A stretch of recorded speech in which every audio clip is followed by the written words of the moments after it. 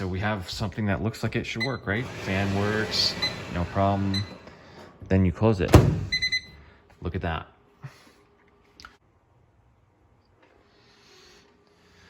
Hey guys, got a Whirlpool microwave here. It's only about a 2015. I think they made this model up until about 2017, 2018. But regardless, this is an issue that has been happening is F1E4 on these machines. Now, I just figured out my particular issue. I had some lights flickering on and off. Kind of went crazy here. As you can see, we have a panel that I've gotten off of a different machine just so I could test, because everyone is telling me to replace the computer board and the touchpad user interface. And we have a lot of extensive network of people that we reach out to when we get weird issues like this and they are not getting solved quickly. So we started going for different pieces here, components that are mentioned in the repair process to take care of this issue, but still nothing. So once we went to fire it up, we were still getting F1E4. Wanted to show you a real quick video on what's going on. I will unplug it just for safety purposes and go ahead and pop this open. If you notice, and I recommend you take pictures of these switches and the wiring, but I looked over these several times and still couldn't figure it out. What I ultimately came down to is these two wires, and they were saying this F1E4 is a bad relay, right? Well, these two wires are very specifically placed.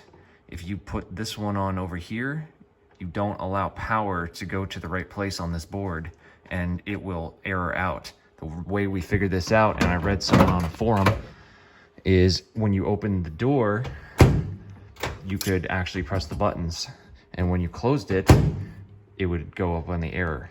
So just to show you real quick what I'm talking about, I will go ahead and pop these back over. Apologize, I do not have a tripod, but I wanted to show you because literally no one is talking about this, but a lot of people have these microwaves. So I'm going to fit this back in, put this in here. And so we have something that looks like it should work, right? Fan works, no problem. Then you close it. Look at that. So for everyone that's asking or missed this particular step, I'm not even going to unplug it. I'm just going to show you the difference.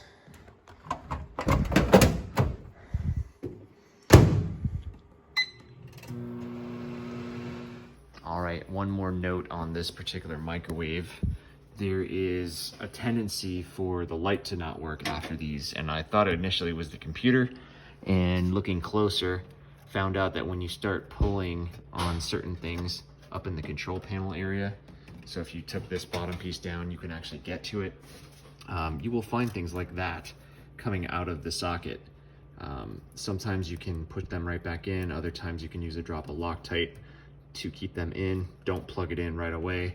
Let the Loctite dry a little bit and then plug it back in. Show you what that looks like.